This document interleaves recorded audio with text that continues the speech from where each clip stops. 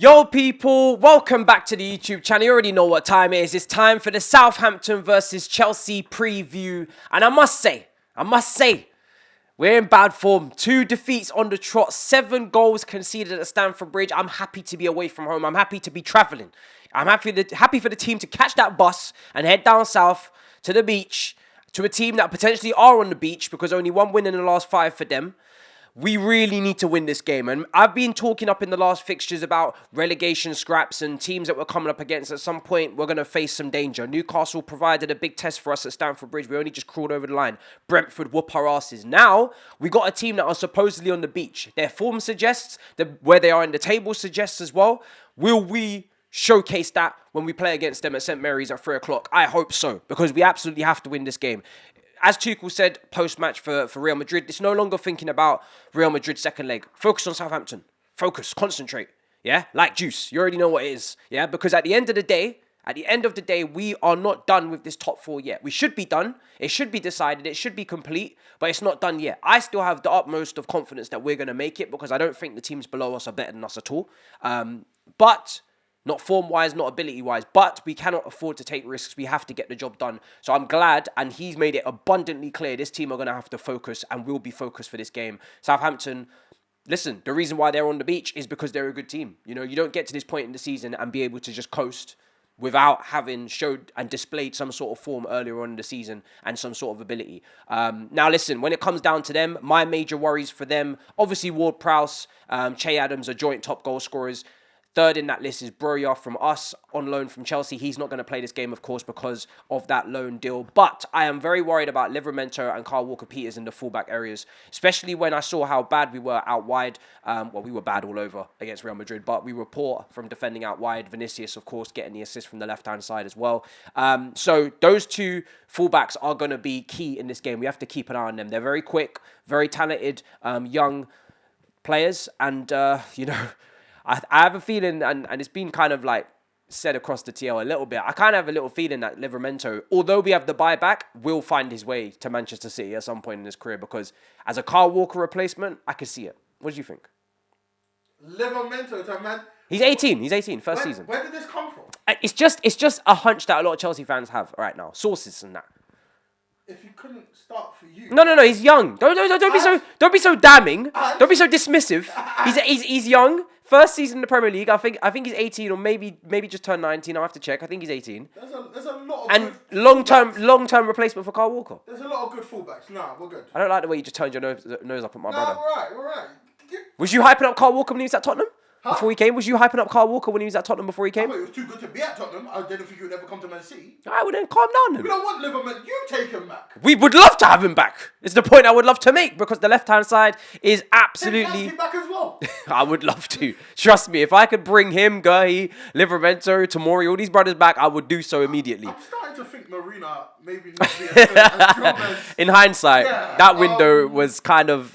mad. Fugazi. Very Fugazi. At the time, it seemed like we was getting the missing piece to the jigsaw puzzle, but unfortunately, no, we didn't. In fact, we may have even slightly got worse because, you know, Lukaku and Saul Niguez have not been, you know, important parts of our team. They haven't really been starting. Saul Niguez is 5th choice midfielder, and Lukaku is back up to Kai. And then on top of that, there is a little bit of decline for some of our older players from last year who are not really as influential as they once were. So you could £100 million backup dancer. Are you serious?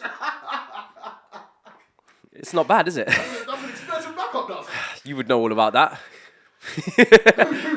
Your fullbacks, 50 million a pop. But they play. Not all of them. Hey. Anyway, but moving on. So yeah, we faced those issues from out wide. Some really good young up and coming fullbacks in areas that we're not so strong at. Obviously, Reece James will continue to try and get his fitness up in this match. But listen, that left hand side is becoming absolutely traumatic. It's a traumatic experience every time I have to watch that left hand side play football. And it doesn't matter who it is at this point. And Azpilicueta on that left hand side is something I've never advocated for because it's limiting. He's not going to be able to bring you width. He's not going to be able to stretch the team or stretch the opposition. He's not going to be able to cross the ball with his left foot. So it is limiting. He's not the Cancelo at left back. That's not Azpilicueta. He's the complete opposite. So look at the smile. Anyway, so moving on. Aspie's a legend. Aspie's a legend, yeah. That's one person you won't disrespect. Been doing it for a very long time. Very long time. And partly the reason we're in this position where we are, Chelsea, is because we're relying on players that have done it for a very long time, and we're kind of pushing it. We're kind of not pushing P, we're pushing Aspie. Do you know what I'm saying? We're kind of... No, you are pushing P, pushing pensioners. That was good. I like that. We're taking the piss, as they say. Do you know what I'm saying? If you want to round off the P's there. Because at the end of the day, Kante, Aspilicueta, these guys have been... Silva. Oh, Jesus. Thiago Silva. These guys have been incredible footballers, you know, over the course of the last 10, 7, 15 years, some of them. But for them to still be mainstays, and I don't just mean mainstays now. I mean playing twice a week.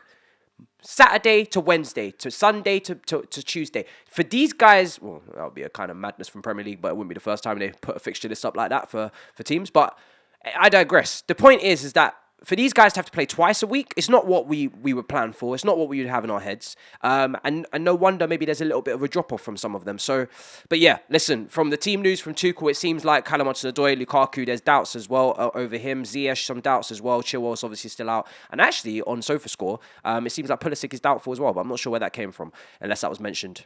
Let me know in the comments. So, Quick question, is Cho still injured? Yes. Okay, because I'm like... Yeah, he just disappeared off the face of the earth. He just disappeared off the face of the earth. Okay. Yeah. What's going on with his career? It's an absolute Mazzolini. Yeah, he needs to go out on loan. But anyway, so in terms of team selection, my team's here.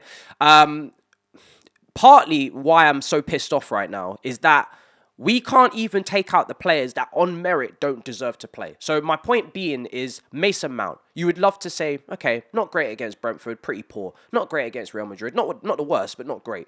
Take him out. But you can't afford to because we ain't got anybody coming in. Same goes for maybe a Kante, who was not good against Real Madrid in my opinion either. Or a Jorginho, who got the assist but kind of was overran in that midfield, but he was probably the better of the two of them.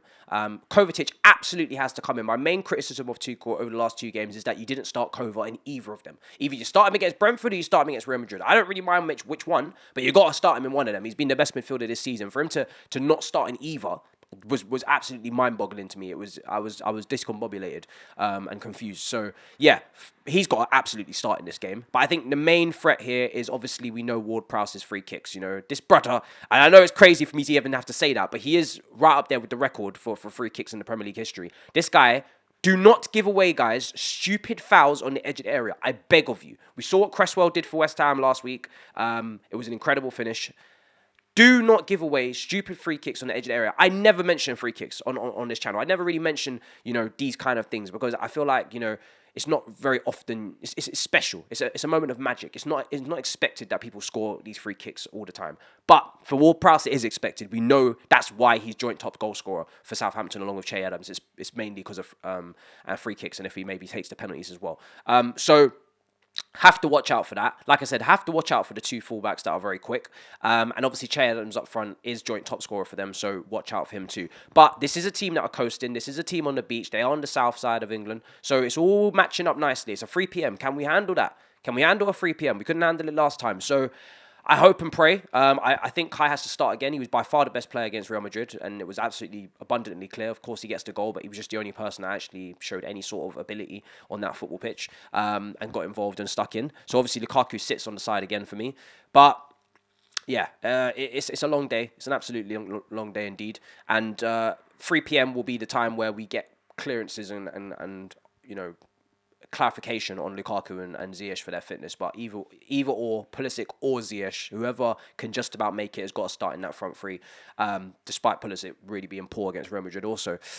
And the back line, it's the last thing I'm going to say, back line, can you please stop conceding goals? We can't afford for you to concede goals. Like, we can't cover for you. We, as an attack, as a consortium, as a team, we can't cover. I know. We can't cover for you. We can't do it. You have to defend in this game. You've had your patchy moment, all right? You've had your time. Now calm the hell down and actually defend like you have been now. As the African meme said, we have not got the capacity. We have not. So we don't have the capacity. We do not have the capacity. It's correct. We don't. So please try and keep the clean sheet. Please defend competently. I will stick with Mendy in goal, and this will be, I promise, the last thing I say. We have to stick with Mendy. I know he's been poor for the last couple of games, but he has got the right mentality in my opinion. He's shown it throughout his career. His story speaks for itself. He's had rough patches before. He will come through this. I have no doubt about it. Is Is he showing some frailties? Yes. Is he showing some brain farts and some poor ball playing ability over the last couple of games? Of course he is. However, he's still a clear upgrade to Kepa. There's no revisionism around here. I know Kepa had a good month when Mendy was out, but Mendy's still a top goalkeeper, and we need to stick with him during this period because we ain't going to get through the rest of the season without our top goalkeeper in top form. So, but like I said, the defense can help him out by not giving away massive chances, not making blundering errors, and just being themselves. Be you. Don't try to be Maguire. Don't try to be anybody else. Be yourself. Not hard to be Maguire. Just gotta show up. This brother just gets so many strays on this channel, and he ain't even. Gotta try that with the boots. Yeah, this brother just catching strays for no reason. He ain't even played this week, by the way. He's out of Europe already because of him. But anyway, we move. So yeah, listen, that's my thoughts. My prediction for this game was 2-1 to Chelsea. My lineup is obviously there as well. Let me know what you think in the comments down below of the match upcoming, how confident you are. I'm sure confidence has taken a massive hit. But like I said, forget Real Madrid right now. This is not Real Madrid. This is a la Southampton, okay? Let's focus on them. So, in a bit, people. Smash up the icons. Let me know your thoughts down below. In a bit, people. Peace.